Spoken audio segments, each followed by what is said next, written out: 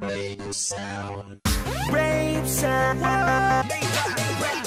This is brave sound. Brave sound. Brave sound. Drop it. Call me on your phone. I want brave sound. Hi everybody! Yo. This is Dan. And this is Ildi. Hey! Nice to see you. And we are on this amazing journey in the series that Ben, right here, created called Producer Spotlight. And we are concentrating on an artist and producer duo, trio, or is it? One person. One man. Wow, wait, okay. So one like, amazing man. Kang Dong Chul, I believe is his name. Oh, it sounds like Kang Chon. We just finished the W, you see, so like we are still kind of like in the mood. Yeah, so the name, we did a quick search and the name was indeed right, so nicely remembered. I don't need to fact check myself anymore. Clearly I'm just a genius when it comes to Brave Sound. Nothing else, but when it comes to Brave Sound. I mean, it's a very specific, but like you are very knowledgeable, so we are all very grateful, I think, fans of Brave Sound, and newly found friends. I owe a lot of that to Stephen from This Week in K-Pop, because he's also a massive Brave Sound fan and kind of made me realise who Brave Sound was. So thanks, Stephen. If you end up watching ever. No, to be fair, we could send it to Stephen just like as an appreciation video. Why not? Thank you, Stephen. Like, you know, you do, actually, I do think those people do a lot, and you know what? I think we should send this video to them because I'm not sure like how often do they, you know, receive kind of compliments, and you know, different creators, no matter what, like how small or big their following is, do inspire each other, especially if it's like somebody like, you know, This Week in K-Pop, who are super knowledgeable as far as I heard. Great. So without further ado, we're gonna watch Sistar So Cool. Which is, by the way, my brother's favorite band. Oh, my yeah. favorite K-pop band. Sistar and Girls' Generation. Like, Oh, he's got good taste. He's got good taste. It's funny because, like, my eldest brother, he's, like, a very respectable lawyer. And, like, and he actually had a Girls' Generation song. And I think at one point maybe a Sistar one even. As, like a ringtone. In that era when people used to, not just, like, the iPhone sound that people have now. But, like, people actually used to have songs as ringtones, We used to buy, like, polyphonics of songs and stuff. I mean, you know, I know we're old, but, you know, that's it. And it's just a fun era because I had Black Sabbath, actually. Oh, very nice, and very it was nice. Like, people think I'm insane. I'm trying to think what mine was. That was mine for years. Oh, I think mine was Block Party. I really love Block Party. They're my favourite band for years. Amazing. So now I don't know what's gonna happen here. Is it that you are so cool and do not care about me, or is it that just is awesome? Cool? They're just so cool. Okay. You know, this is where we focus on the point that Brave Sound seems to have a knack for just launching people's careers into the stratosphere. Like, he just makes a song and it becomes popular, and then that group is massive. Hey, Brave Sound. Like, I mean, I think. Okay. Anyway. I mean, look at all of them that we've done so far, right? So After School debut with are immediately popular. That is true. Yukis released Man Man Honey, iconic song, massive, big on the charts, huge for years. Sondambi releases Michosa, and everybody knows this song. And like 10 years after, and we still know the song. Yeah, people might not know who Sondambi is anymore, but everybody knows that song. Yeah. So, without further ado, this is So Cool from Sistar. Also notice a change in intro. Sistar and brave sound. The illest collaboration. We've gone from Brave Sound to that.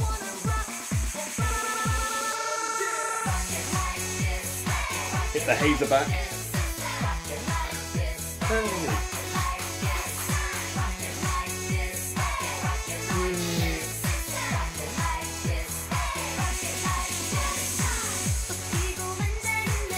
Yeah, Hyolyn was my brother's favorite. Oh, is she? Yeah. I was a Bora guy. Because he loved the fact that, you know, she showed like a diversity in terms of skin color and the very like white wash. Yeah, that's true. She's always stood out, that's for sure. And then he really loved her smile, like how she has like a very sweet smile.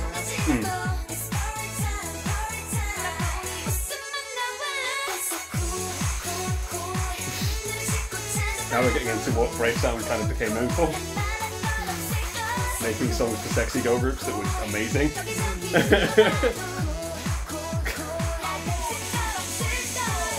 Interesting because you have this suggestive mood, but then the way they are smiling is so sweet. Yeah. I mean, this guy, I will have a note on this guy. Okay? like, I don't know, producer, director, or whatever.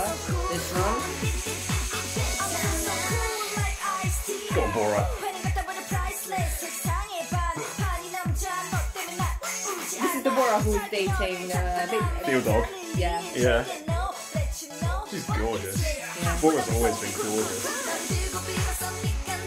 And a really good rapper. Especially for her era.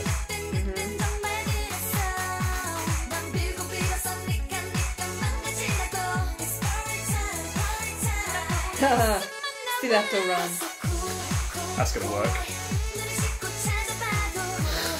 This is funny though. Oh, hold up, Bo. Is that DJ DOC I just saw? I might have to look that up. Yeah. That is totally DJ DOC. I never realised before. I think this is the part that I like, you see. That when you're jumping in like those dresses. This is cool, this is our life. Oh yeah, because that's so In terms of cool. a concept. That is my kind of thing. I would love to shoot a video like this. This is like a very prevalent thing in rave sound songs. This guy turns up with his Sistar.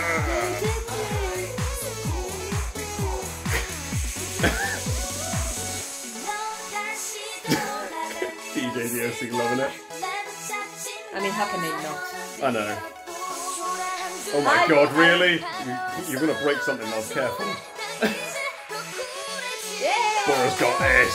She's got it. Cut away before she slams into the pole. This is like, this is, you know, the Idol Olympics in style.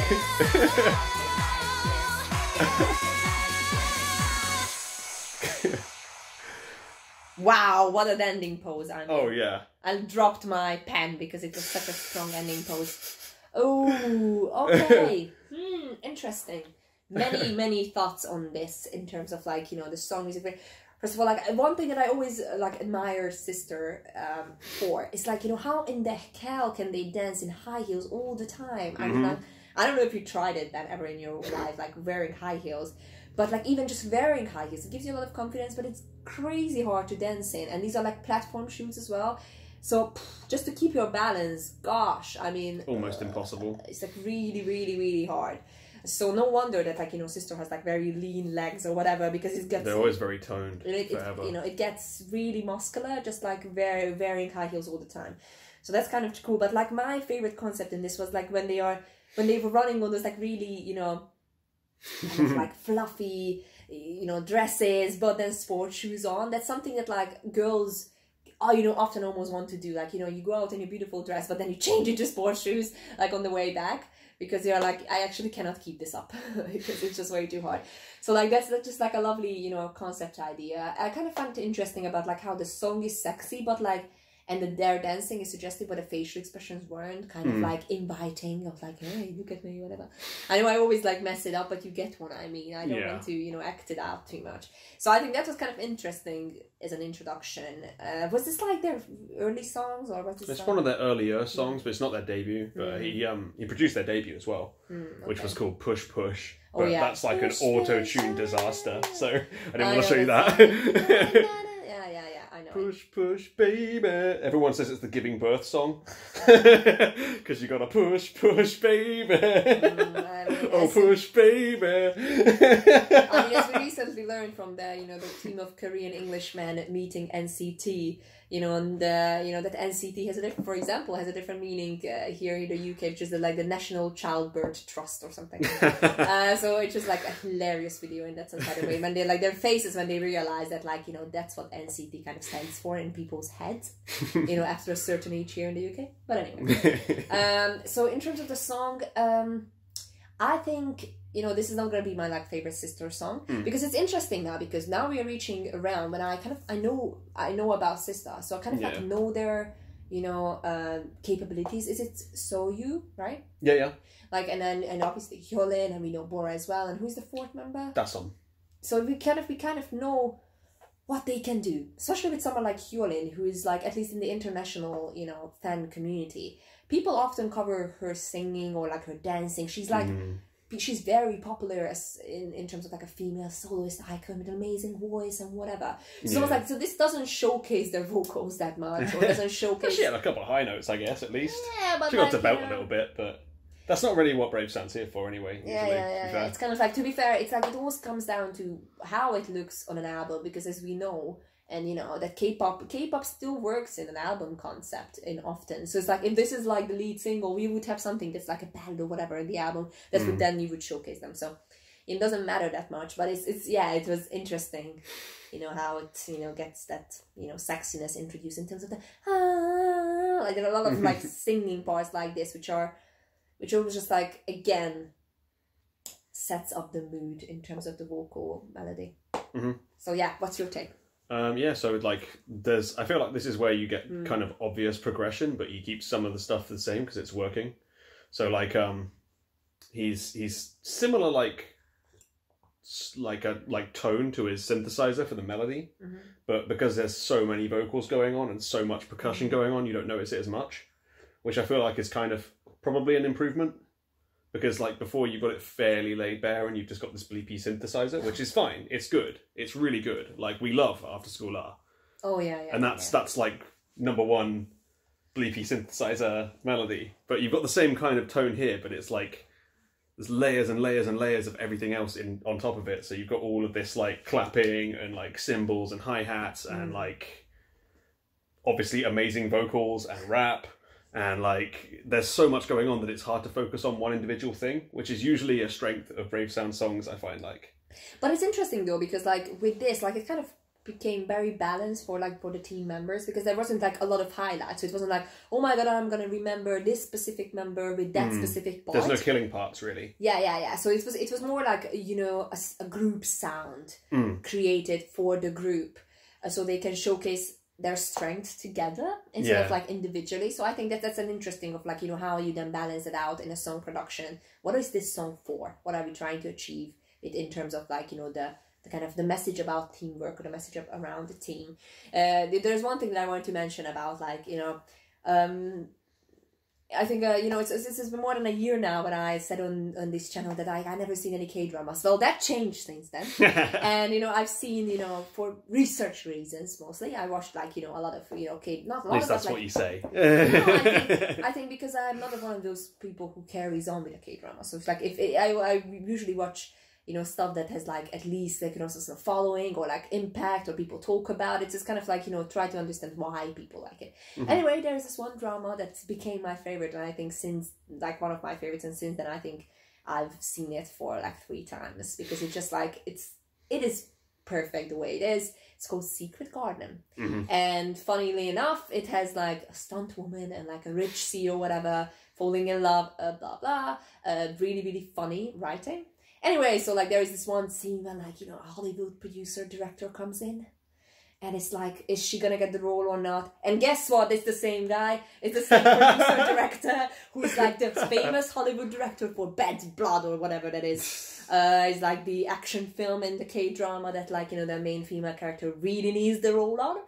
Anyway, just like fascinating. I was like, gosh, this guy in that era from like 2005, 2010, probably he was in every second. Every time when he needed somebody who looked like, you know, like a, you know, middle-aged, you know, white guy who has that sort of, you know, look around him that he looks like serious or like looks like a leader of this something.